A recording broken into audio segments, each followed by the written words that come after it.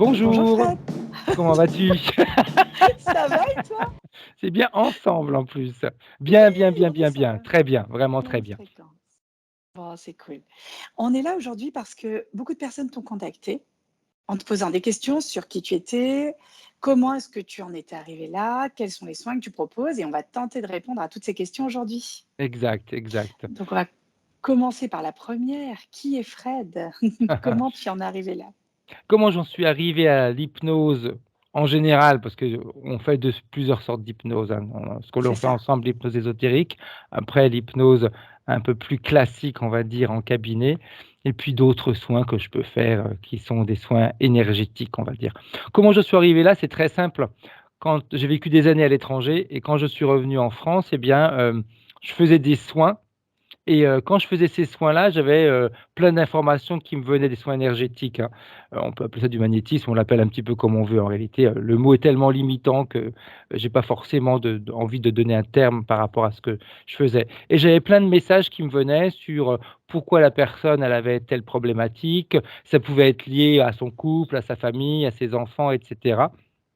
Peu importe, mais j'avais ces messages-là qui venaient et ça permettait en réalité d'aller beaucoup plus en profondeur et d'obtenir plus de résultats que si c'était simplement un traitement, un soin énergétique et je sentais qu'il y avait un petit truc qui manquait et régulièrement quand j'allumais la télévision ou quand j'ouvrais une revue, on parlait d'hypnose et comme de toute façon, je dis tout le temps: «Le hasard n'existe pas», eh Très bien, juste. j'ai été chercher un petit peu ce qui pouvait se cacher derrière l'hypnose, de quelle manière on pouvait l'utiliser, de quelle manière ça pouvait être utile et les écoles qu'il y avait autour de moi. C'est comme ça qu'en réalité, bah, je me suis lancé là-dedans.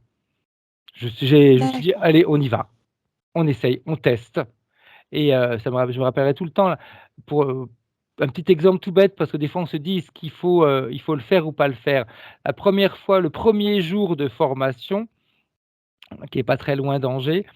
Donc je pars le matin en voiture, je devais être à peu près à 7-8 kilomètres du lieu où je devais aller, plus de GPS, plus rien, zéro. Ah oui. Donc il a fallu que j'appelle la personne qui a essayé un petit peu de me guider et cetera pour que j'arrive jusqu'au lieu de formation. Je suis arrivé avec une demi heure de retard, la formation n'avait pas été commencée, tout le monde attendait et cetera et durant le chemin, tu sais, je me disais: «Bah, c'est peut-être un signe, il ne faut pas que j'y aille» Ouais. et une partie de moi s'est dit: «Mais qu'est-ce que tu ferais d'habitude?» D'habitude, j'y serais pas allé parce que je me serais dit: «Bah, non, le GPS fonctionne pas, j'y vais pas» et là, je me suis dit: «Bah, tu vas faire le contraire de ce que tu fais d'habitude» et c'était une bonne manière en réalité de me rendre compte que, des fois, on peut même mettre des blocages par rapport à des peurs qu'on peut avoir. Peut-être que c'est une partie de moi qui a fait en sorte que le GPS fonctionne pas également pour me dire: «Bah, tu veux vraiment y arriver ou pas? Si tu veux vraiment faire ça et ben, tu vas t'organiser pour arriver à la formation» et ça s'est très bien passé. C'est comme ça qu'en réalité, bah, tout s'est mis en place. Hyper rapidement, hein. Hyper rapidement, j'ai fait mes formations et je pense que déjà 15 jours après, je commençais déjà à avoir mes premiers clients. Ah, c'est génial. Tu nous as parlé de 2 types d'hypnose. Alors, tu nous as parlé d'hypnose classique, on va dire, je Mmh. la mets aussi Ouais. entre guillemets, voilà et l'hypnose ésotérique qu'on pratique ensemble et que tu pratiques aussi avec Marie. Est-ce que tu peux nous expliquer en quoi est-ce qu'elles sont, ou pareilles ou différentes, complémentaires? Qu'est-ce qui fait, que tu pratiques ces 2 types d'hypnose-là? OK. Moi, j'ai commencé par l'hypnose, on va dire, comme on dit, hein, entre parenthèses, «classique», parce que c'est ce que j'ai appris au départ et après que j'ai modifié, parce que j'ai fait plusieurs écoles, donc en fin de compte, au fil du temps, avec l'expérience, on va modifier un petit peu les protocoles qu'on nous a enseignés et on sort des protocoles pour que ce soit beaucoup plus fluide et que ça s'adapte à chaque personne qui va venir nous voir. Hein, parce que le protocole peut être adapté à une personne et pas à un autre. Donc moi, j'ai aimé, ce travail et je l'aime parce que j'ai réussi à créer quelque chose qui est différent, on va dire, de ce que l'on peut trouver à droite et à gauche. C'est qu'à chaque fois, je vais m'adapter à la personne et ce qui m'intéresse, c'est le résultat.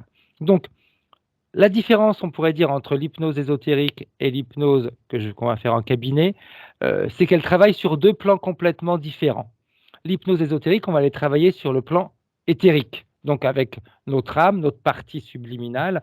On va utiliser le mot âme parce que c'est plus facile pour que les personnes comprennent, si tu veux et on va aller travailler donc avec les vies passées, les vies en parallèle et tout ce qui peut influencer la vie qu'on a aujourd'hui, mais toujours en passant au travers de plans éthériques. Par Alors il y a contre pardon. vas-y. Non, non, vas-y, vas-y, Par continue. contre, l'hypnose que l'on va faire en cabinet, elle va travailler sur le plan physique, c'est-à-dire avec notre cerveau, notre corps physique. Les gens ont un petit peu du mal à s'imaginer que ce sont 2 choses différentes. Ce sont 2 choses différentes qui collaborent en réalité. Mais si moi je travaille que sur le plan éthérique et que j'oublie de travailler sur mon plan physique, mon cerveau peut limiter le travail qui a été fait sur le plan éthérique, parce que mon cerveau à une partie inconsciente. C'est l'inconscient qui va aller créer tous nos mécanismes et tous nos programmes, tous nos automatismes. Et si notre inconscient a des croyances limitantes, le travail que je vais faire sur le plan éthérique va m'aider, mais pas complètement. Parce que lui, il va aller bloquer ce qui ne correspond pas à ses croyances. Donc, D'accord, l'avantage, c'est de travailler sur les 2 plans en réalité. OK. Donc tu parlerais de complémentarité entre les 2 plans? Ça se ouais, exact. L'un va, compléter l'autre et vice versa. Il y a pas, si tu veux, il y a pas un parcours logique à faire. On peut commencer par l'hypnose, ésotérique et puis après faire de l'hypnose en cabinet ou le contraire, où il y a des personnes qui vont en faire que de l'hypnose ésotérique parce que sur le moment, c'est ce dont elles ont besoin, ou que de l'hypnose en cabinet et puis au fil du temps, elles vont se rendre compte, eh bien, qu'il faut aller travailler sur un autre plan pour établir un équilibre en réalité. D'accord. Tu nous as parlé de termes un petit peu techniques, les plans éthériques, par exemple. Est-ce que tu Mmh. pourrais, bien sûr de manière succincte, expliquer ou vulgariser pour qu'on puisse comprendre ce Ouais. que tu entends par là? Bah, le plan éthérique, en réalité, pour moi, c'est comme c'est d'autres mondes qui vivent sur des fréquences différentes. C'est pour moi, l'éthérique, c'est vraiment ça. C'est on a le plan terrestre avec les vibrations qui sont un peu plus lourdes parce qu'il y a de la matière autour de nous et notre corps, c'est de la matière aussi, alors que l'énergie, c'est beaucoup plus fluide. Donc les plans éthériques, pour moi, c'est une énergie, des vibrations qui sont beaucoup plus légères que sur le plan terrestre. Mais ce sont des mondes parallèles en réalité, qui sont régis par des lois comme sur le plan terrestre, eh bien, c'est régi par certaines lois, gravité, et cetera. Eh bien, sur les plans énergétiques, éthériques, c'est pareil. Il y a des lois qui vont régir ces plans-là, mais les 2 plans sont en collaboration, c'est-à-dire que la planète, la Terre, elle est, on va dire, immergée également dans le plan éthérique. Eh oui, Tout tourne autour, tout s'imbibe en réalité, hein. C'est comme une infusion. Et comme il y a une infusion, les 2 plans collaborent. Mais pour une bonne collaboration, c'est comme dans une entreprise. Si, moi j'ai envie, j'en sais rien, de développer le travail en Amérique et toi tu veux développer le travail en Chine, et que normalement on devrait collaborer et unir nos forces pour aller dans la même direction, ça va être compliqué. Eh bien, ces 2 plans-là, c'est pareil. Si les 2 plans collaborent, eh bien, sur le plan physique, on va obtenir énormément de résultats. Si les 2 plans ne collaborent pas, on va être énormément ralenti sur le plan physique. Donc moi, le plan éthérique, c'est vraiment d'autres mondes en parallèle, avec leurs propres lois, où on a dans ces plans-là notre âme, notre partie subliminale qui vit dans ces plans-là et qui va aller nourrir notre corps physique au niveau énergétique, au niveau soutien, et cetera. Mais je répète, il faut que les 2 plans collaborent. d'accord. De quelle manière est-ce qu'ils peuvent collaborer ces 2 plans, du coup? Les 2 plans collaborent par rapport à ce que, physiquement, moi, je suis en train d'établir. En réalité, mon corps physique, OK, il fonctionne, j'ai un cœur qui bat, j'ai des poumons et cetera, j'ai de l'énergie, mais mon corps physique a besoin d'autre chose en réalité, de cette âme qui va le soutenir et qui va lui donner la vitalité, qui va lui donner la vie, hein. Donc l'âme, elle est là pour nourrir mon corps physique est là également pour que je puisse faire des expériences sur terre. Moi, ma vision des choses, c'est j'ai ma partie subliminale qui vit sur un plan éthérique, donc un plan différent que sur le plan terrestre, elle a besoin de faire des expériences et elle va envoyer des parties d'elle, par exemple sur la Terre, sur d'autres planètes, toujours en connexion, et elle va pouvoir acquérir énormément d'expérience en agissant de cette manière-là. Mais il faut qu'elle soutienne les parties d'elle qui ont été envoyées sur les différents plans. Si elle ne les soutient pas, sur le plan terrestre ou autre, eh bien, il peut y avoir un manque d'énergie, des blocages ou alors une succession d'événements qui sont toujours là à nous ralentir. Donc, les 2 plans collaborent de cette manière-là. J'ai une partie de moi qui est beaucoup plus importante et plus grande que je pourrais imaginer, qui a des capacités, on va dire, illimitées et qui envoie, en fonction de ses choix, des parties d'elle pour aller faire des expériences, pour aller, j'imagine, ramasser un maximum d'informations, pour s'enrichir en réalité à chaque fois. Il n'y a pas de Pour moi, il n'y a pas d'expérience bonne ou négative pour elle. Toutes les expériences sont positives à partir du moment où c'est une expérience et qu'elle apprend quelque chose de ce qu'une partie d'elle vit. C'est au choix du corps physique de choisir s'il veut vivre des choses agréables ou moins agréables. Et c'est là que la collaboration, elle se fait en réalité. Elle laisse le corps physique choisir, elle le soutient avec cette partie d'elle qu'elle a envoyée pour le nourrir, et après c'est nous, avec notre inconscient, avec notre conscient, on doit choisir ce que l'on veut vivre sur terre, en fonction de ce qu'on nous a appris, de ce qu'on nous a inculqué, et après quand on grandit, en fonction des décisions qu'on a envie de prendre. Alors j'entends, beaucoup de mots de décision, ce qui est très juste, parce que d'une certaine manière, on décide de nos vies. Mais beaucoup de personnes trouvent injuste, par exemple, le fait, on va dire que tout ne soit pas évident dans leur vie, en général. Tu vas avoir des personnes qui vont galérer davantage que d'autres. C'est un fait, Tout à on les fait, tout à voit, fait. même nous, ça nous est arrivé de galérer. Hem, nos décisions ne sont pas, de galérer pourtant. Qu'est-ce que tu pourrais expliquer par rapport à ça? Les Pourquoi est-ce décisions qu'on sont galère? Ouais, les décisions sont pas faites pour galérer, mais j'aurais tendance à mettre entre parenthèses oui et non. Parce que des fois, on va prendre des décisions qui sont hyper limitantes et limitées, parce qu'on s'imagine que un exemple tout bête, pour pouvoir voir en grand, on s'imagine qu'il faut de l'argent. Donc on va prendre des décisions en fonction de ce que l'on a dans notre portefeuille. Et ça, c'est hyper limitant parce que sur le plan terrestre et éthérique, argent ou pas, on avance et on peut obtenir tout ce qu'on veut indépendamment de ce que l'on a dans notre portefeuille. Donc les décisions qu'on peut prendre, elles peuvent être limitantes et en réalité, ne pas nous faire obtenir ce que au fond de nous, on aimerait réellement. Donc ça peut nous rendre tristes parce qu'on va être insatisfait et des fois, il y a des situations, des décisions qu'on peut prendre, mais qui sont, hem piloté par ce qu'on appelle des interférences. Si moi je décide sur le plan physique de, j'en sais rien, de m'acheter une maison ou de partir en vacances ou d'avoir un certain type de travail, je vais décider. Mais si sur le plan éthérique, je suis interféré, j'ai des interférences qui pilotent ma vie sur terre, je vais pouvoir prendre autant de décisions que je veux, mais au départ, je pourrais avoir la sensation que: «OK, super, ça se met en place» et à un moment donné, ça va bloquer et il y a plein de choses qui vont se mettre en place, qui vont rendre la situation compliquée, où je vais être obligé de ramer, ou alors je vais peut-être même pas obtenir ce que je vais obtenir le contraire et peut-être que dans ma tête, je vais me dire: «Bah, tu vois, je mérite pas, donc bah, il faut que je me limite encore plus parce que j'ai demandé trop» et cetera.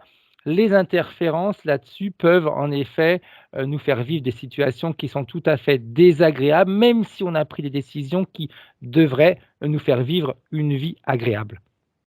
Mmh. J'entends 2 choses dans ton discours qui est très intéressant. Hem, la première, c'est le mot interférence. Mmh. Est-ce que tu peux nous donner une rapide définition de ce mot-là pour toi, s'il te plaît? L'interférence pour moi, c'est on repart sur les plans éthériques. Comme je dis sur les plans éthériques, c'est dit d'autres formes de vie et d'autres mondes qui sont gérés avec des lois. Ça veut dire qu'il y a d'autres formes de vie sur les plans éthériques. Il y a une forme de vie sur terre, c'est nous, en ce moment, parce que notre corps est vivant. Quand notre corps va mourir, on ira ailleurs. Donc sur le plan éthérique, comme les 2 plans collaborent, si sur le plan éthérique, j'ai des formes de vie qui ont, un besoin de se nourrir, on va dire comme nous, on a notre corps sur terre a un besoin de se nourrir au travers de l'eau, de la viande, des légumes, et cetera. Eh bien, eux, ils ont un besoin de se nourrir d'une manière différente qui va être énergétique, émotionnelle. C'est-à-dire que ils vont avoir ce besoin et je précise bien, c'est un besoin qu'ils ont, c'est pas forcément une guerre qui s'établit entre les 2 plans, ils ont un besoin de se nourrir comme nous, on a un besoin de se nourrir et il faut satisfaire ce besoin. Donc leur besoin, c'est au travers de notre énergie, eh bien, de se nourrir. Ils ont besoin de se connecter à quelqu'un au travers de notre partie subliminale, au travers de notre âme. Quand notre âme est interférée, donc quand ces formes de vie prennent contact avec elle et on mainmise sur elle, automatiquement les informations qu'ils vont envoyer au corps physique vont être manipulées. Donc automatiquement, sur le plan physique, mes décisions et mes résultats ne correspondront pas forcément à mes choix, parce que ça sera manipulé. Eux, ils ont besoin, ces interférents, de se nourrir ce qu'on peut appeler de basse fréquence, de nos peurs, de nos angoisses, de nos doutes, de nos manques de confiance, de nos maladies, hein. Il y a plein de choses qui vont créer des basses fréquences. Et bien, quand ils réussissent à avoir main mise sur une partie subliminale et qui leur permet après d'avoir main mise sur le corps physique, ils vont nous maintenir dans des conditions désagréables, comme D'accord. les échecs. Inde Et là, on peut avoir des doutes et des doutes qui vont se créer sur nos capacités, des peurs, une non-envie d'avancer, et cetera, et tout ça, ça va générer de l'énergie qui vont leur permettre de se nourrir en réalité. D'accord. Tu as employé plusieurs termes qui étaient intéressants, comme le mot guerre, le mot contenir, le mot presque parquet dans l'idée. Je voyais presque une notion d'élevage en fait derrière Mmh. ça. Tu as dit que c'était pas une guerre. On entend pourtant parler dans les personnes qui travaillent dans le monde éthérique, et on en connaît quelques-uns, ou dans le monde ésotérique. Souvent, c'est la guerre avec les interférences. Tu le perçois pas de cette manière-là, toi? Pas du tout, pas du tout. C'est comme si on disait que sur terre, on est en guerre avec les animaux qu'on mange. On n'est pas en guerre avec les animaux qu'on mange, on n'est pas en guerre avec les légumes qu'on cultive, on le fait parce qu'on a un besoin nutritionnel et on a un besoin physique. On n'a pas besoin d'être en guerre pour se nourrir. Mmh. Donc, moi, je suis pas en guerre avec l'animal que je vais pouvoir manger, je suis pas en guerre avec le légume que je vais manger. Je suis pas en guerre. Il faut que je ne je puisse en réalité, eh bien, donner à mon corps physique ce dont il a besoin pour que je puisse avancer. Pour eux, c'est exactement la même chose. Qu'ils aient une considération pas forcément des meilleurs par rapport à l'être humain, mais moi, quand je vois certains élevages ou autres, quelle considération l'être humain a sur les animaux? Mmh. Pareil. Donc en réalité, non, il y a pas de guerre, il y a simplement un discours de hiérarchie, on peut appeler ça un petit peu comme ça. Si moi je considère que quelqu'un est en dessous de moi et que de toute façon cet animal ou ce légume, bah, il est là pour moi, il est là pour satisfaire mes besoins, bah, je vais juste le considérer comme quelque chose ou comme un qui est là pour satisfaire mes besoins. Rien de plus, rien de moins. Donc en réalité, eh bien, je vais l'élever ou je vais le cultiver en fonction de ce qui m'est utile. Eh bien, les interférences font pareil. Elles nous considèrent comme un garde-manger et ce garde-manger, eh bien, elles l'utilisent de la meilleure manière pour qu'elle puisse obtenir la meilleure nourriture. Donc si c'est nous maintenir dans nos peurs, dans nos angoisses, si c'est nous faire vivre des guerres, et cetera, eh bien, elles le feront parce que c'est leur manière à elles d'obtenir la meilleure nourriture. C'est tout, mais il y a pas de guerre. Il y a pas de guerre. D'accord. Alors du coup, c'est intéressant parce que quand on voit, alors c'est juste à titre comparaison et sans citer de nom, on voit différentes équipes qui pratiquent ce type d'hypnose Mmh. en fait, qui est un petit peu particulier, on est d'accord? Et qui disent qu'au bout d'une séance en général, c'est terminé, il y a plus d'interférences. Qu'est-ce que tu en penses toi de ça? Alors moi, quand on me dit: «Au bout d'une séance, il y a plus d'interférences», je vais mettre ça vraiment, entre parenthèses aussi, mais dans des grandes, grandes parenthèses. Parce que tout dépend de quelle manière le travail a été fait, tout dépend de quelle manière l'opérateur et le télépathe ou la télépathe collaborent entre eux, parce que ça, c'est hyper important. Tout dépend également le niveau de sensibilité du télépathe et de l'opérateur, parce que sur le plan éthérique, c'est comme s'il y avait plein de couches qu'il faut qu'on aille voir. On ouvre des portes les unes après les autres. Il faut être capable d'aller jusqu'au fond, jusqu'à la dernière porte et l'ouvrir et voir ce qui se passe derrière. On n'a pas tous cette capacité. Il y a des personnes qui Mmh. vont s'arrêter avant parce qu'elles se disent: «OK, bah, on a trouvé l'interférence, on a vu ce qui se passe, et cetera». Si le travail est pas fait complètement, l'interférence, elle est pas complètement éliminée. Ce qui montre que l'interférence va, au fil du temps, reprendre de l'ampleur. Si le travail est fait parfaitement bien, que le nettoyage a été fait de la meilleure manière possible, que les interférences ont complètement été éliminées, que la partie subliminale, elle est libre et que le corps physique aussi a été libéré. Après, tout dépend de quelle manière la personne va se comporter sur le plan physique. Si mentalement, et c'est là que l'importance d'aller travailler avec notre inconscient, si mentalement elle a encore des limites, elle a encore des peurs qu'elle continue à alimenter en se disant j'espère que le travail il est bien fait. Ah bah je ressens encore les mêmes douleurs ou les mêmes mécanismes, ça veut dire qu'il y a encore quelque chose qui ne va pas. Ou alors si elle a des comportements qui vont être simplement comme une lumière qui s'allume et qui va dire aux interférents vous voyez, je suis là, donc ils vont continuer à la regarder. Tôt ou tard, l'interférence va revenir. C'est clair. L'interférent, je dis tout le temps, c'est un chasseur. Rarement un chasseur va lâcher sa proie comme ça du jour au lendemain. C'est sur le plan physique, après, où il faut avoir une très belle collaboration avec notre âme, avec notre partie subliminale, et parler tous les jours avec elle, lui demander ce dont on a besoin, mais surtout maintenir des pensées propres. Ce que moi j'appelle pensées propres, ce sont des pensées qui sont dans l'ouverture. On va éliminer tout ce qui est doute, on va éliminer tout ce qui peut être peur, tout ce qui peut être angoisse.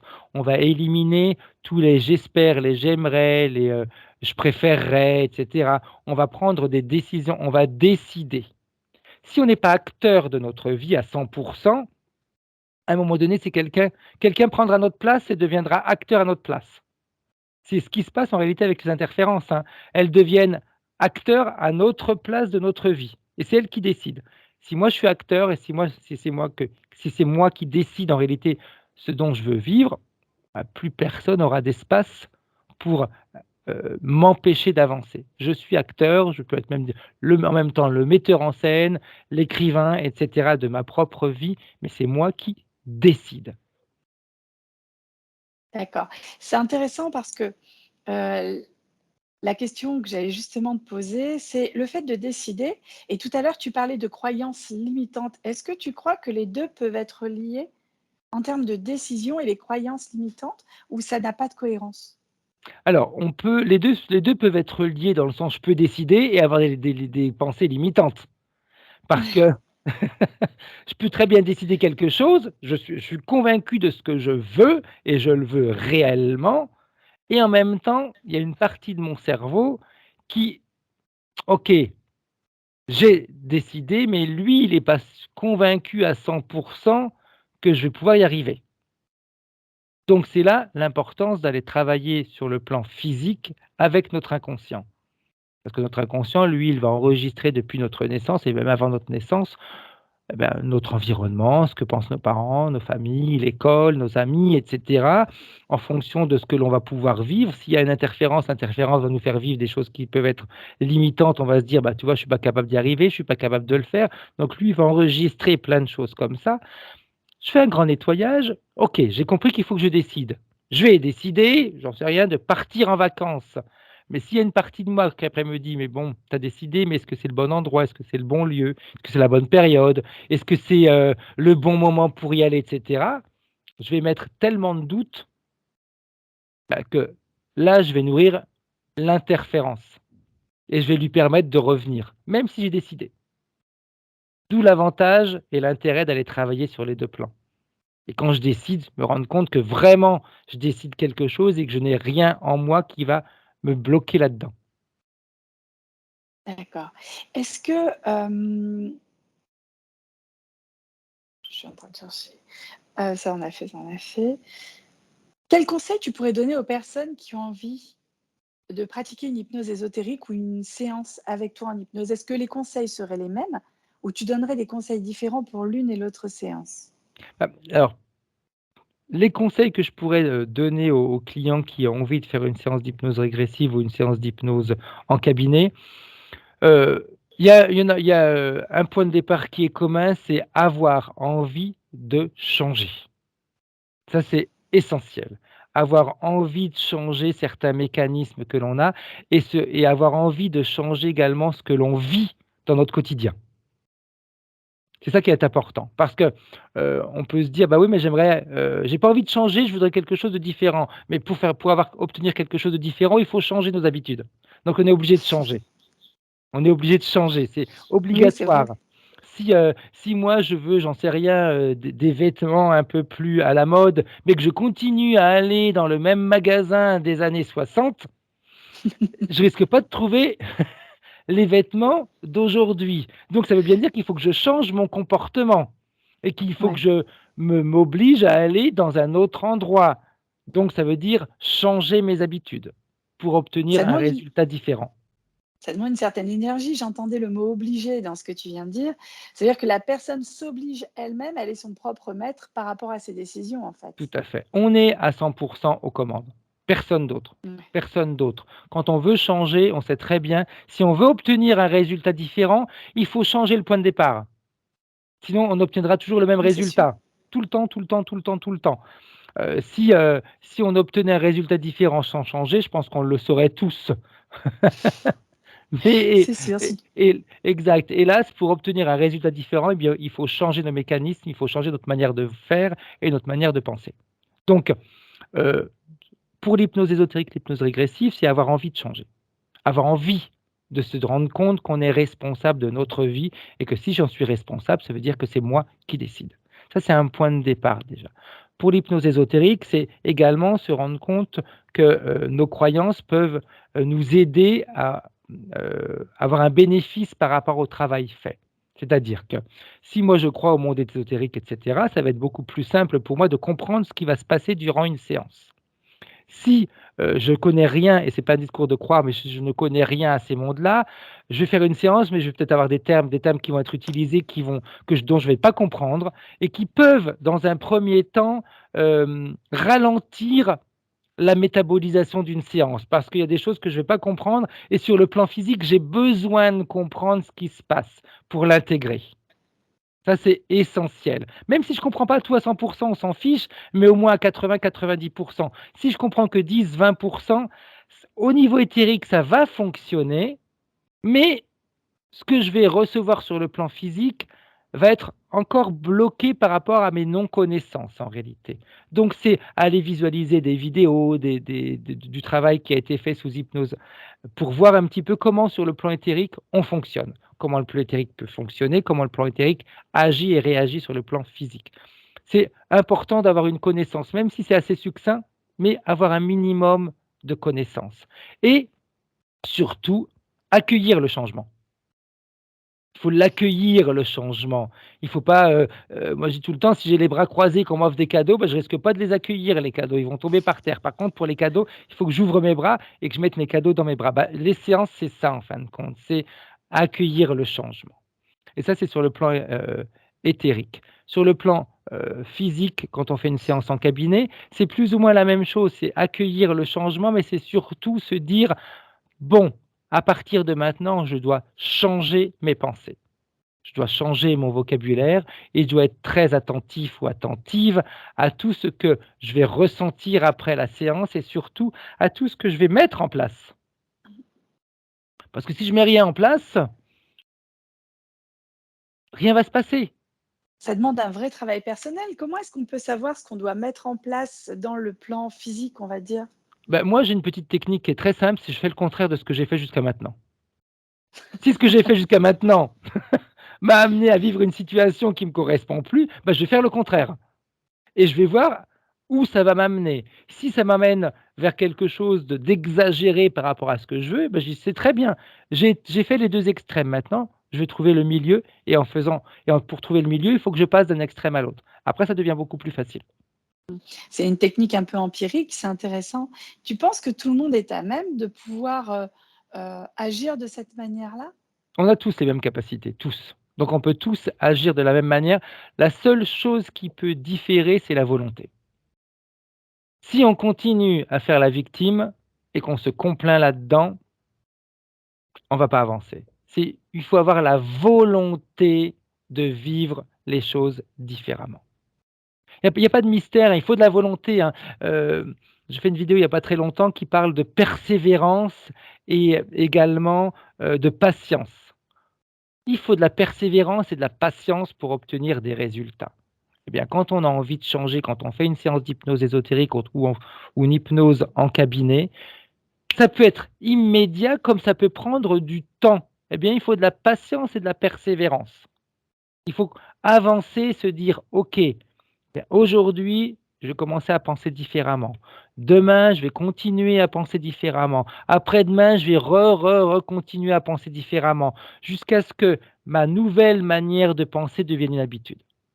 D'accord. Tu Patience et parles persévérance. Ce sont 2 très beaux mots, hein, c'est repris en général même dans certains arts martiaux de Ouais, mémoire, hein. tout à C'est pas fait. pour rien. Tu parles effectivement de délai de métabolisation, tu nous en as parlé il y a quelques secondes. Dans l'absolu, on va dire de manière générale, combien de temps faut-il pour que la métabolisation soit mise en place pour un patient? Alors, on a tendance à dire entre 3 mois, 6 mois. Je pense que c'est ce qui est le plus raisonnable.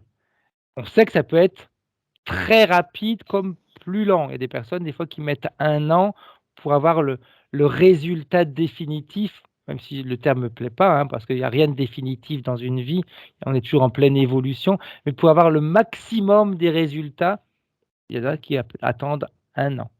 Mais les choses se mettent en place petit à petit.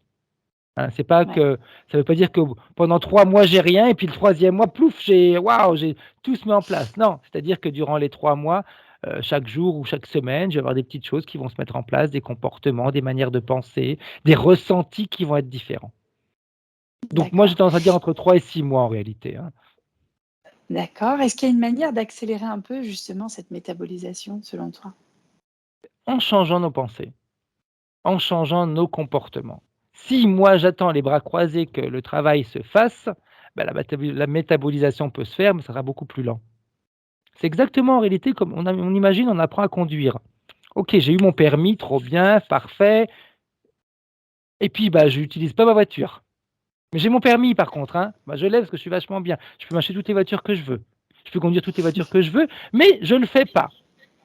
Bah, au bout d'1 an, au bout de 2 ans, au bout de 3 ans, ma capacité de conduire, elle va énormément diminuer parce que j'aurais perdu plein d'automatismes. Par contre, si dès que j'ai mon permis, bah, je m'achète toute une voiture ou je prends la voiture de mes parents et je commence à conduire et cetera, je vais commencer déjà à entretenir, à maintenir ce que j'ai appris et je vais me perfectionner. Bah, c'est une séance d'hypnose, c'est ce qu'il faut faire après. C'est ce que l'on a pu obtenir durant la séance, c'est déjà commencer à l'utiliser et après, à force de l'utiliser, on va rajouter des choses qui vont nous permettre d'apprendre encore plus et d'être encore plus performants. Donc, pour améliorer une métabolisation, c'est ça, c'est faire attention à nos pensées, c'est se dire: «OK, bien à partir de demain ou à partir d'aujourd'hui même, qu'est-ce que je peux mettre en place pour que ça change? Qu'est-ce que je dois faire pour que ça change? Quelle décision je dois prendre pour que ça change?» À partir de ce moment-là, on va aider le travail qui a été fait à, et bien, prendre beaucoup plus de place en nous.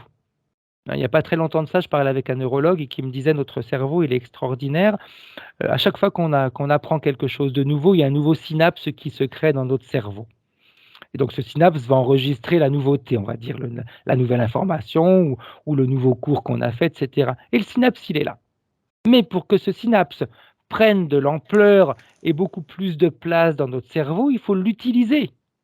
Mmh, Si j'utilise pas ce synapse-là, OK, c'est une connaissance que j'ai, mais ça reste là.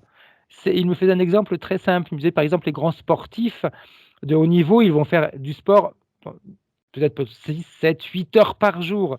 Donc ça veut dire qu'ils vont dédier à la journée une énorme partie de leur cerveau. Leur cerveau va être utilisé pendant 6 à 7 heures par jour uniquement pour le sport.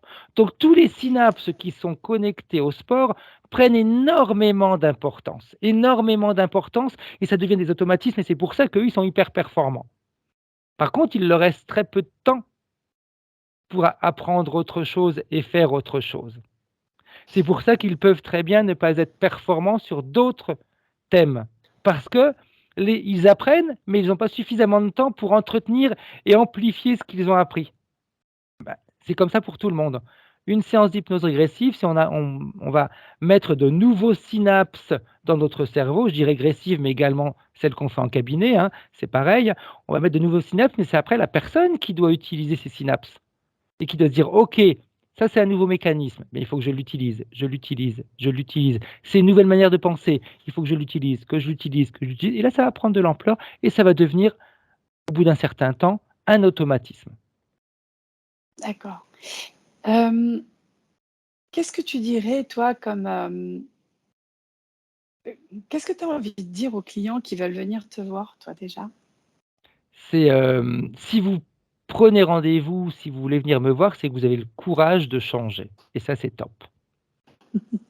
Parce qu'il faut avoir du courage pour prendre son téléphone, il faut avoir du courage pour prendre le rendez-vous, il faut avoir du courage pour après, voir et écouter certaines choses.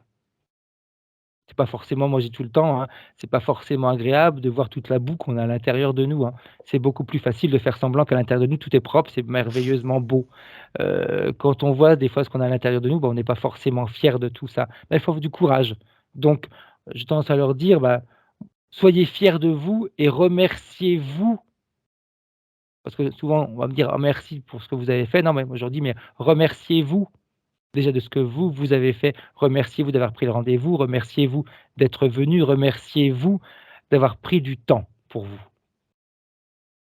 Quelle serait ta phrase préférée dans l'absolu? Ma phrase préférée dans l'absolu: «Tout est possible». Je la connaissais, j'adore. Tout est possible. Est-ce que Parce que ça c'est pourrait être vraiment une forme c'est pour moi c'est ça, tout est possible. Le ouais, cerveau est illimité, donc tout est possible. ça serait presque une forme de mantra, en fait, quelque Ouais, part? parce que j'essaye de vivre comme ça en réalité. Et j'ai bien dit j'essaye, hein, parce que c'est pas parce que je suis thérapeute que j'arrive à 100 et à faire tout ce que je dis. Des fois j'arrive à 50, des fois j'y arrive à 70, des fois j'y arrive à 100, des fois à 90. C'est modulable par rapport aux journées qu'on a. Mais ouais, pour moi, tout est possible parce que je l'ai testé sur ma propre existence aussi, hein, par rapport à des choses qui étaient très concrètes et qui m'ont prouvé que tout est possible à partir du moment où j'ai les bonnes pensées, les bons comportements, que j'ai décidé et que j'ai de la patience et de la persévérance. À partir de ce moment-là, j'obtiens tout ce que je veux. Tout. Est-ce que tu as un souvenir d'une séance qui t'a particulièrement marqué? Une séance qui m'a particulièrement marqué, oh, je pourrais en avoir plusieurs en réalité. 2 je pense. Une qu'on avait fait, je crois que c'était avec toi, je sais plus si c'était avec toi ou avec Karine, mais c'était au début, hein. Une personne qui avait de la fibromyalgie, qui l'avait depuis 10 ans et qui au bout de 3 jours n'avait plus rien. Et aujourd'hui, comme aujourd'hui, je l'ai encore de temps en temps au téléphone et cetera, elle a toujours plus rien. Elle va marcher, elle fait son jardin et cetera, plus aucune douleur, plus rien du tout, au bout de 3 jours alors que ça faisait 10 ans qu'elle souffrait. Et ça, c'est, Waouh, quelque c'est chose super. d'extraordinaire. Et Ouais. ça avec l'hypnose ésotérique, hein. Un autre exemple d'hypnose ésotérique, une personne qui était venue me voir, je parle de ces personnes-là parce que ça a été publié, donc je peux me permettre d'en parler, hein. Ouais. Qui était venue parce qu'elle avait, un cancer au sein, elle s'était fait opérer, je crois, 14 fois. Avec rejet de prothèses, cicatrices, ça cicatrisait pas, avec métastases qui se remettaient en place et cetera. C'était très, très, très, très compliqué et on a fait donc la séance d'hypnose ésotérique. Il y avait même des métastases sur le pancréas, donc elle était vraiment, on va dire au bout du rouleau et on fait la séance et moi j'avais envie de la revoir après donc et comme elle habite dans la région où je suis, je lui dis: «Bah écoute, dans 15 jours ou 3 semaines, reviens me voir, je t'offre une séance en cabinet». J'avais à cœur qu'elle obtienne un maximum de résultats, on va dire. Et quand elle est revenue me voir 15 jours ou 3 semaines après, peu importe, elle avait la banane. Pas du tout le même visage que durant la séance et puis, très heureuse et cetera. Elle me dit: «Ça a changé ma vie et en plus, je viens de faire mes examens, je n'ai plus rien sur mon pancréas, j'ai rien du tout» et la cicatrice avait commencé à être beaucoup moins rouge et cetera. Ça, c'est des choses qui sont, extraordinaires et ça, c'est des résultats qui ne font que nous pousser à avoir envie de continuer et moi, quand je dis continuer, c'est surtout également approfondir ce qu'on fait.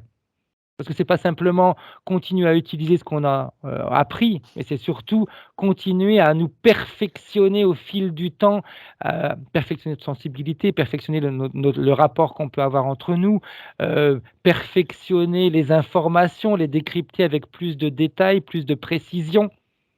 Ça, c'est, Mmh. avancer et à faire en sorte d'obtenir un maximum de résultats, On est tous là pour travailler. C'est clair qu'on a besoin d'être payé pour le travail qu'on fait, mais c'est tellement plus gratifiant, de voir un résultat qui a été fait, moi je dis au scalpel, au microscope et on se dit: «Putain, on a donné le maximum de ce qu'on vous pouvait donner et ça va être top». Et bah, je pense que c'est ça en réalité l'essentiel. Ah, c'est beau, on sent qu'il y a du travail derrière, qu'il y a de la connaissance. Ça fait, un petit moment qu'on se connaît effectivement Ouais. tous les 2. La formation que tu as eue, en hypnose ésotérique, qu'est-ce qu'elle t'a apporté par rapport à ton chemin ensuite que tu as suivi et aux expériences que tu as pu faire dans ce domaine-là? Bah, ça m'a permis de découvrir des parties de moi que je connaissais pas. Le fait déjà d'être télépathe, je savais même pas que j'étais télépathe.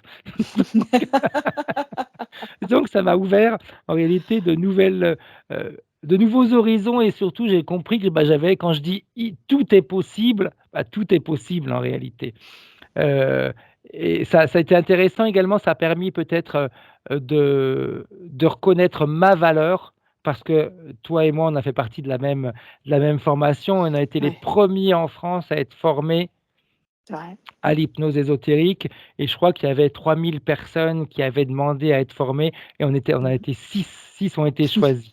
Donc c'est pas un discours d'ego, mais c'est un discours de reconnaissance. Je me suis dit: «Waouh, je alors ça veut dire que, bah, j'ai des capacités là-dedans» et c'est certainement ce qui m'a permis également d'aller de l'avant plus rapidement, plus facilement et d'être, plus sûr de moi. Parce que je me suis dit: «Ah, sur 3000 quand même pas mal d'être choisi» et puis la formation, comme je disais, m'a permis de découvrir que j'étais télépathe et ça, c'est extraordinaire, de découvrir tous ces mondes parallèles et de comprendre en effet pourquoi malgré, les efforts qu'on peut faire, les décisions qu'on peut prendre et cetera, bah, que des fois ça bloque et que des fois on voit des personnes qui s'exténuent à essayer d'obtenir des résultats dans leur vie et ça rame, ça rame et ça rame et ça rame et on se dit à un moment donné, bah, c'est injuste.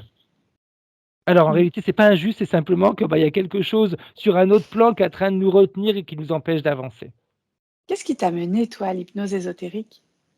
C'est, bah, moi j'ai toujours été bercé depuis mon enfance, dans tous ces mondes parallèles, dans tout ce qui était magnétisme, on va dire les voyantes et cetera et on a toujours moi j'ai toujours été bercé là-dedans et depuis l'âge de 11 ans, quand je m'endormais le soir dans ma chambre, je savais qu'il y avait quelqu'un qui me regardait. J'avais des yeux qui étaient dans le plafond et on faisait que m'observer toute la nuit. Et donc, ça m'a fait comprendre déjà depuis tout petit qu'il y avait quelque chose d'autre. Parce que si on m'observe et que c'est dans mon plafond, je les voyais pas, mais je les ressentais. Et qu'en plus ça se déplaçait dans la pièce, bah, c'est qu'il y avait quelque chose alors qui était pas palpable.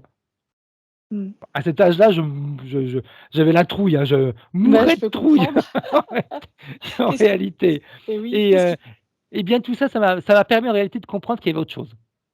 d'accord Et l'hypnose et ésotérique m'a confirmé tout ça. intéressant. Dans ta vie de tous les jours, le fait d'être télépathe, parce que, bah, tu l'as pratiqué avec beaucoup de talent, qu'est-ce que ça t'apporte? Une sensibilité que j'utilise pas tout le temps parce que des fois c'est pas forcément j'imagine que pour toi c'est pareil, parce que des Exactement fois pareil! on a des informations qu'on n'aimerait pas forcément avoir, Mmh. à tous les niveaux, hein, que ce soit dans le secteur privé, professionnel, amical et cetera. Des fois, il y a donc moi, en général, je me coupe.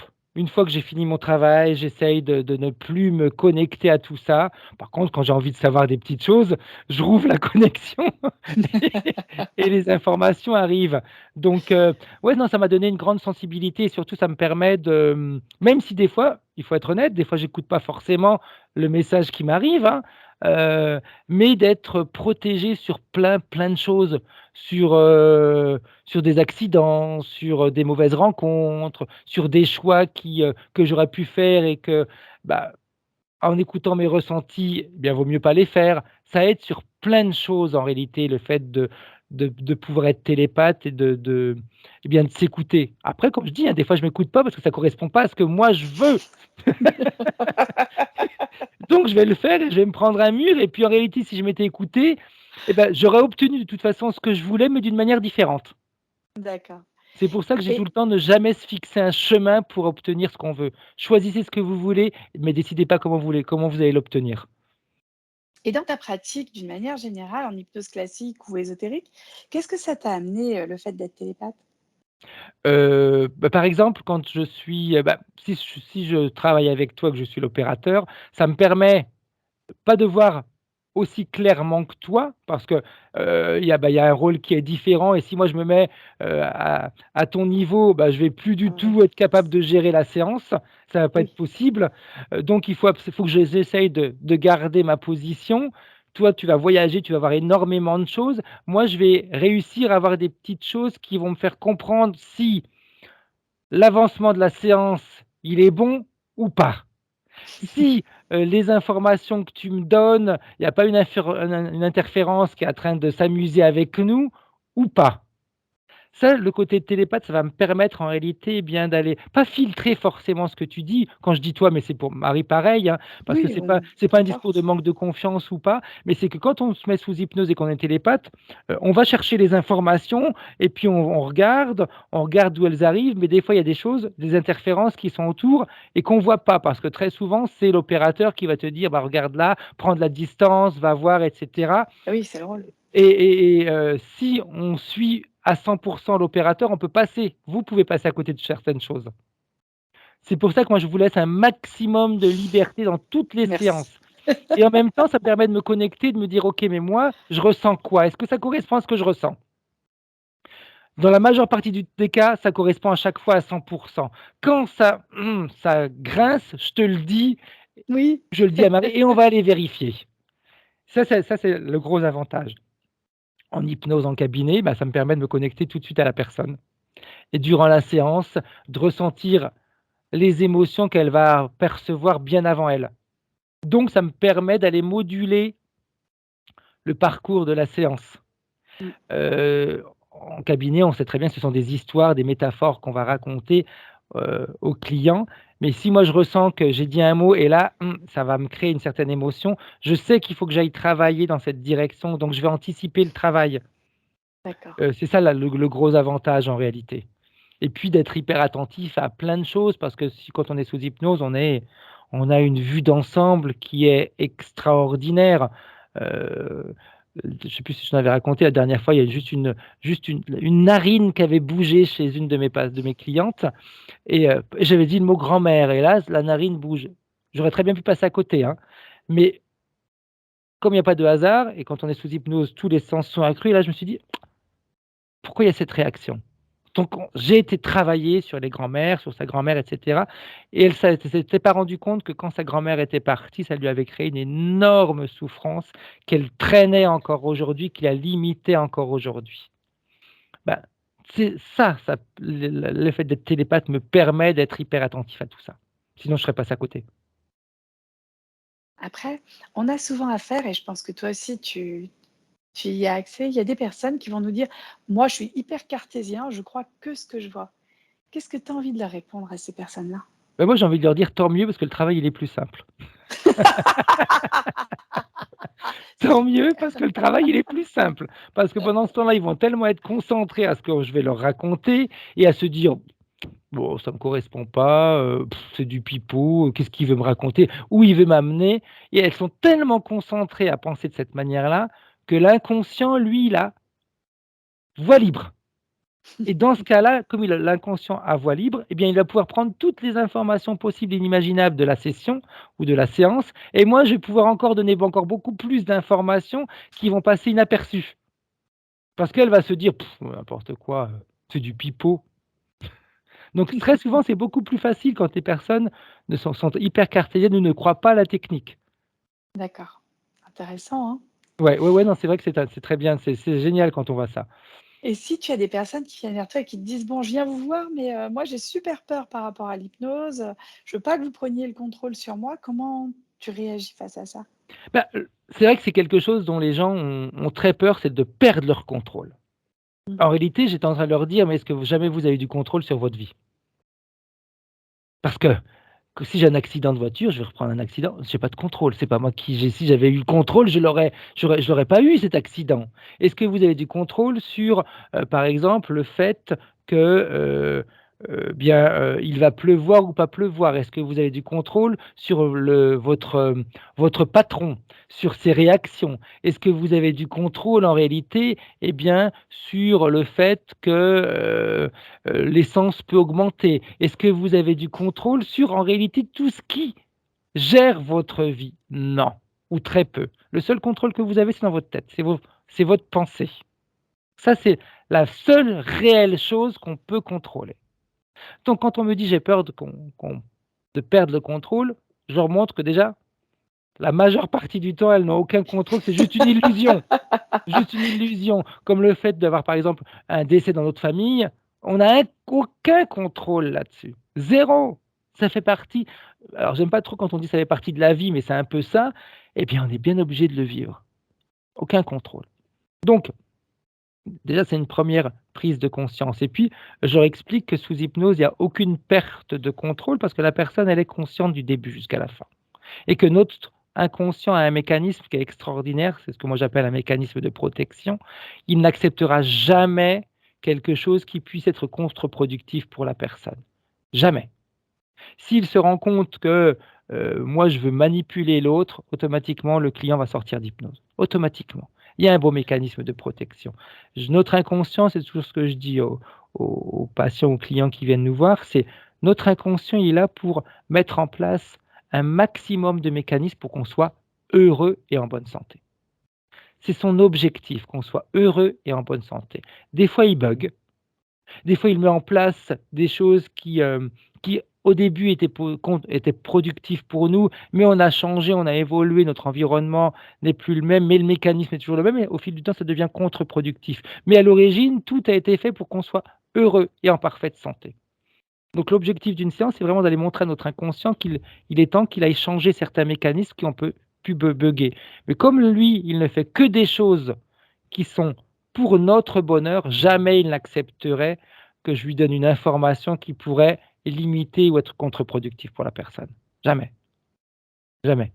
Ça peut arriver que, certains praticiens, créent une dépendance. Mais c'est différent entre créer une dépendance et manipuler mentalement la personne, c'est pas le même mécanisme. On crée une dépendance envers quelqu'un, c'est on peut lui faire croire en réalité en discutant avec lui quand la personne est éveillée, qu'il faut revenir et qu'il faut absolument faire plusieurs séances et le fait de faire plusieurs séances, on va habituer la personne à venir nous voir et ça va rentrer un petit peu dans ses habitudes et une dépendance va pouvoir se créer. Il y a des personnes qui peuvent fonctionner comme ça. Mais il faut également faire attention à nos ressentis. Hein, quand on prend rendez-vous avec quelqu'un, il faut se poser la question: «Est-ce que la personne me correspond ou pas?» ou quand je vois la personne, est-ce qu'elle me correspond ou pas? Si la personne ne me correspond pas, j'ai le droit de dire: non, je préfère repartir». J'ai le droit, C'est juste. j'ai le Ah droit. oui, c'est juste. Hem, Comment est-ce qu'on peut te contacter pour, réaliser une séance avec toi? Alors pour me contacter, en réalité, c'est très simple. Il y a un site qui s'appelle Rezalib, ça c'est pour tout ce qui est rendez-vous en cabinet. Pour l'hypnose régressive, vous pourrez avoir des informations, vous pouvez me contacter directement ou par téléphone. Ou alors aller directement sur mon site internet où il y a plein d'informations, où il y a même les formations que je propose, les journées, ce que moi j'appelle les journées métamorphose ou alors, des groupes de temps en temps. Je propose ça 1 à 2 fois par mois, des hypnoses de groupe. Ça se fait par Skype. Je propose un thème, les personnes s'inscrivent et c'est agréable parce qu'il y a un échange après, sur les sensations, sur ce que les personnes ont ressenti et cetera. Donc il y a différentes manières de me contacter. Ça peut être également sur, Google, sur mes fiches Google. Vous avez mon numéro de téléphone.